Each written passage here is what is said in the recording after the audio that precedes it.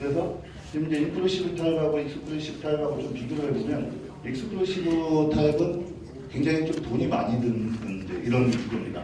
그리고 이제 인클루시브 타입은 아무래도 좀 돈이 적게 들죠. 그래서 처음에 이제 미국에서도 옛날에는 이런 외상 체계를 만들 때 초창기에는 익스클루시브 타입으로 이제 많이들 하다가 점점 이제 인클루시브 타입으로 이렇게 그 전환되는 이런 상황입니다. 그래서 현재는 익스클루시브 타입이 한 20%, 이제 인클루시브 타입이 한 80% 정도 이렇게 되고 있습니다. 그러면서 실제 이제 예방하는 환자의 그 생존율도 보니까 익스클루시브 타입보다 인클루시브 타입이 23% 정도 생존율이 더 높은 것으로 이렇게 지금 보고가 되고 있습니다.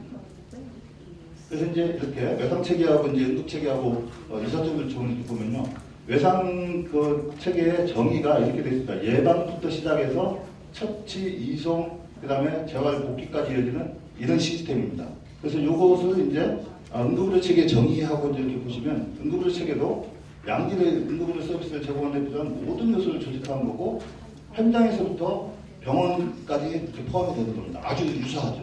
결국에 뭐냐면 미국 같은 경우는 원래 외상 체계가 이제 먼저 시작이 됐다가 나중에 응급의료 체계로 전환된 건데 우리나라는 이제 응급의료 체계가 먼저 시작됐죠. 그래서 결국에 외상, 중증 외상 환자도 다 포괄적인 개념에서 응급환자지 않습니까? 그래서 이렇게 아주 유사하다고 볼 수가 있습니다. 그러면서 이제 응급의료 공공성 유지 필요성이 이제 이런 얘기를 하는데 이게 이제 응급환자의 특성입니다. 그 생명의 위협을 느낄 만한 상황 많고 심근하기는 어려운 경우도 많고 지불 능력이 없어도 즉각적 의료행위를 필요하고 의료기관 의사를 선택할 능력도 없고 외래 환자에 비해서 질과형에서 더 많은 서비스를 필요로 하고 초기에 어떻게 하느냐에 따라서 생존과 유병률도 큰 영향을 줍니다. 근데 이게 응급환자의 특성인데 보시다시피 외상 환자, 중증 외상 환자도 이 특성하고 동일합니다. 그래서 응급의료 체계의 구성 요소는 이렇게 병원 전 단계부터 시작해서 이제 최종 병원 단계까지 이제 이어지고 그다음에 관리 체계, 재정 체계 이런 게 있는데 결국에 이것도 이제 예상 진료 체계의 개념하고 동일합니다. 예방 훈련 평가부터 시작해서 병원 전 단계, 그다음 병원 단계 그리고 그걸 지원하기 위한 입법. 예를 들어서 이제 응급의료법에 이제 있죠. 응급환자에 대해서. 그다음 이제 리더십 이런 게 있고 권역센터 이런 게 있고 그다음 이제 재정 응급의료 기금이 있고 아주 이 개념하고 응급의료 우리나라 응급의료 체계하고 거의 이제 유사한 거죠. 그래서 결국에 이제 외상 환자의 그 케어도 이렇게 보시면 환자가 발생하면 즉각적으로 출동에서부터 최종 손상 예방까지 이어지는 이 고리가 똑같다는 얘기입니다. 그래서 이제 구성 요소를 이제 보면 이렇게 병원 전 단계하고 이송 단계 외상 체계도 이제 만들어서 지금 현장에 나가 있는 구조사들이 중증 외상 센터로 이송해야 되는 환자 기준을 명확하게 제시를 해주고 그 기준에 들어가면 처음부터 중증 외상 센터로 이제 환자를 이송하게 하는 그런 시스템이 좀 이제 필요하고요. 그다음에 병원 단계에서도 마찬가지로 이렇게 외상 센터를 어떻게 배치할 거냐 그런 계획들을 이제 좀 세우고 인력도 이제 양성을 해야 되는 그런 상황을 이렇게 경증, 중증도 이제 중증 이렇게 나눠가지고 우리가 대응을 이제 좀 체계화시켜야 되는 이런 필요성이 있다고 얘기할 수 있습니다. 그러면서 이렇게 진료하고 관리하는 그런 운영 체계도 이제 세워야 되겠죠. 그래서 이렇게 손상 예방에서부터 이제 복귀까지 다 하고, 그다음에 이 외상센터는 특히 이런 재난에 대해서도 대비하는 그런 시스템을 갖춰야 됩니다. 아무래도 이제 재난이 생기면 주로 손상 환자들이 많이 발생되죠. 그래서 이제 그런 것까지 다 이제 해야 되는 거고, 그리고 단계별 요소를 보면 이제 현장에서부터 시작해서 현장에서 이제 BLS, ALS, 그다음에 이송되는 헬기, 그다음에 이제 중환자용 구급차 이런 게 있고 병원에서 이렇게 지역 외상센터, 권역 외상센터가 갖춰져야 되고 이 모든 거에 대한 이제 평가하는 이런 시스템이 같이 구성이 돼야 됩니다. 그래서 이제 구성 요소를 보시면 이제 그러니까 여기에는 이렇게 숟가락이라든지 보조금이라든지 이런 것까지 이제 같이 포함이 돼야 됩니다. 그래서 응급의료 체계의 이제 구성 요소는 이렇게 15개를 얘기하는데요. 결국에 외상센터를 유지하기 위해서도 이 15개가 다 필요하다는 겁니다. 똑같습니다. 그리고 응급의료 특성을 이제 요약을 하면 이렇게 세 가지로 얘기할 수 있거든요. 팀 어프로치, 그다음에 토탈 이벤트가 프레디먼트 비포 다이어리시스 이러는데 응급 환자나 외상 환자나 똑같죠. 특히 이런 팀 어프로치나 이런 것들은 중증 외상 환자에 있어서 더 절실하게 필요한 이런 과정이 되겠습니다. 그리고 이제 앞으로 그러면 이런 그 외상 진료 체계를 이제 구축하는 데 있어서 우리가 해야 될 과제가 이제 뭐냐 좀 잠깐 보면 이렇게 외상 환자 진료 과정에 관계된 요소들이 이렇게 많습니다. 일단 환자가 발생되면 우리나라로 얘기하면 이제 119 구급대가 있고, 그 다음에 이제 경찰도 이제 같이 포함이 되고, 정보센터, 응급의료기관, 그 다음에 이제 비용에 대한 것도 있으니까 보험공단이라든지 외상 환자들 같은 경우는 특히 이제 교통사고 환자들 같은 경우는 보험이나 이런 게 이제 또 많이 관련되지 않습니까? 보험회사 이런 것까지 다 이렇게 관련이 됩니다. 그래서 이런 전체적인 것을 이제 하기 위해서는 결국에 이 외상센터가 이제 앞으로 재기능을 해야 되는데, 외상센터가 재기능을 하려면 결국에 시스템이 갖추어져야 된다는 거죠. 그러면서 이 시스템에 있어서는 중증 환자를 선별해가지고 제대로 된 외상센터로 이송하는 이런 이제 시스템이 필요하다고 얘기할 수 있고요. 그러면서 이제 구축 과제로 보면 이렇게 각 단계별로 해서 국가 차원에서 거버넌스 체계가 있어야 된다는 겁니다. 그리고 이제 권역 차원에서도 또 이제 그런 게 있어야 되고, 그 다음에 이걸 전체적으로 관리 운영하는 그런 조직이 하나 있어야 되고, 그리고 외상 환자에 대한 정책을 펼 수 있는 그런 정책 시스템. 그러면서 이런 것들을 이제 뒷받침하기 위해서 같이 이런 법, 외상이나 이런 거, 법까지 따로 만들어진다면 더 금상첨화겠죠.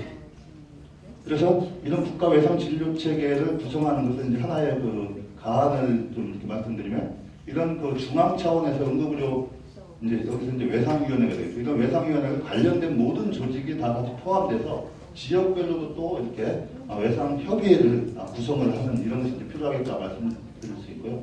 그 다음에 중앙외상위원회는 이런 식으로 이렇게 좀 구성이 됐으면 좋겠다 이제 그런 말씀입니다. 그 다음에 권역외상위원회도 이제 마찬가지로. 그래서 권역외상위원회 같은 경우는 이제 각 시도 부지사 이제 실제 행정을 담당하는 사람이죠. 이 사람들이 이제 책임을 지고 좀 해주는 이런 시스템으로 같이 가면 좋겠다는 얘기고요. 그다음에 이송 체계는 이제 이런 식으로 전달 체계도 이제 이런 틀을 좀 갖추면 좋겠다는 얘기입니다. 그래서 결국에 이렇게 권역 외상센터를 건립하고 운영하면서 특히 이 외상 환자들은 예를 들어서 암에 걸렸으면 서울 가서 치료받고 미국 가서 치료받을 수 있지만 외상 환자들은 그 지역을 벗어날 수 없는 그런 한계가 있습니다. 그렇기 때문에 이 방역 지자체의 역할이 굉장히 중요합니다.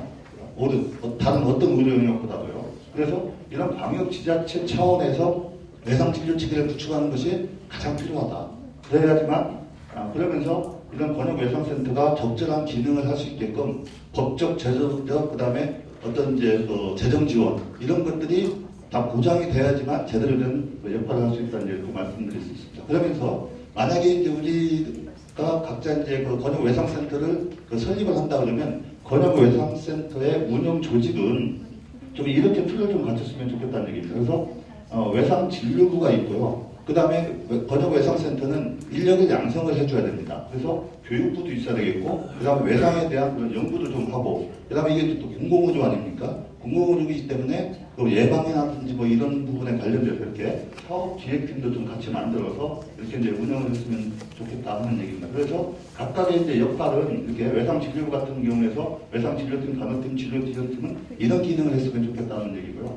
그 다음에 이렇게 이제 권역 외상센터나 이런 데들이 어떤 협의체를 구성해서 대한민국의 중증 외상 환자에 대한 CP 이런 것들을 이제 이렇게 개발을 해서 이걸 이제 교육을 시키고 퍼뜨려서 표준화된, 그래야지만 나중에 그 등록 체계나 이런 것을 이제 갖췄을 때도 표준화된 그런 데이터를 얻을 수 있거든요. 그 데이터가 표준화되어 있지 않고 데이터 수집이 제대로 안 되면 이 외상에 대한 어떤 그 정책이나 이런 걸 이제 세울 수가 없죠. 그래서 결국에 이런 CP가 이제 마련이 돼야 된다는 얘기고, 그 다음에 교육부 같은 경우도 이렇게 외상 처치 시뮬레이션 센터를 적어도 권역 외상센터는 하나씩 좀 두어야 될 것이다. 그래서 이런 교육을 좀 시켜야 될 거고, 그 다음에 이런 안전교육이나 이런 것들도 이제 병원 차원에서 홍보관 같은 것들을 줘서 교육을 했으면 좋겠고, 그 다음에 이렇게 질량상을 위해서 이제 의료진에 대한 교육, 그 다음에 질 측정하는 방법하고 그걸 개선하는 것까지도 이제 해야 되고, 그래서 각 병원별로 지금 각자 자기 병원별 예방 가능한 사망률이나 이런 지표들을 관리하는 병원들이 꽤 있습니다. 그것이 이제 바로 이런 내용에 이제 들어가는 내용이죠. 그 다음에 이렇게 지역별로 이제 전문적 교육을 하면 이제 이런 여러 가지 교육 효과를 볼 수 있을 것이다 하는 그런 얘기고요. 그 다음에 이렇게 질량상위원회도 이제 따로 이 외상 관련된 부분만 따로 또 운영을 해야 될 것이다. 많은 병원들에서 지금 QAC를 운영을 하지 않습니까? 근데 실제적으로 이런 외상 환자에 대해서 따로 관리하는 그런 병원은 거의 없는 것 같습니다. 근데 권역 외상센터가 되면 적어도 이 부분은 따로 해야 될 것이다 하는 얘기고, 연구부도 이제 이렇게 여러 가지 이제 이런 역할을 해야 될 거라고 보고요. 그다음 사업기획팀도 이렇게 전체적으로 예방하고 대응과 관련된 유관기관하고의 협조관계, 일종의 이제 그 코디네이터가 이제 되겠죠. 이런 기능을 이제 해야 될 거라고 생각합니다. 그다음에 환자 등록 체계도 이제 구축을 반드시 해야 된다는 얘기고요. 그래서 이런 식으로 이제 해놓고, 그러면서 각자 이제 그 응급의료 관련 기관들이 굉장히 많죠. 각자의 역할을 이제 이렇게 전체적으로 연결고리를 만들어서 복지부는 이제 전체적인 총괄 기획을 하고, 그 다음에 소방하고 119대, 그 다음에 이제 응급의료 기관하고, 그 다음에 전문 센터들이 있죠. 그래서 전문 그 번역센터가 우리서 지금 번역 심내혈관 센터는 전국적으로 이제 다 갖춰져 있죠. 앞으로 이제 번역 외상센터가 이제 할 것이고요. 그다음 화상 전문센터도 이제 앞으로 정부에서 세우려고 생각을 하고 있습니다. 근데 중증 특성화 센터는 지금 사실 무용지물을 합니다. 그래서 이 중증 특성화 센터는 이제 작년 말로 사업이 다 끝났습니다. 요거는 이제 없어지는 요걸로 생각을 하시면 됩니다.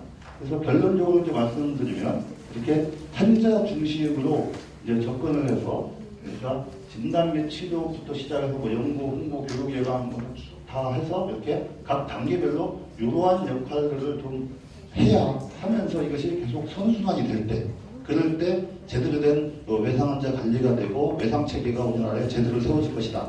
이렇게 말씀을 드리면서 제가 발표 끝내도록 하겠습니다. 감사합니다.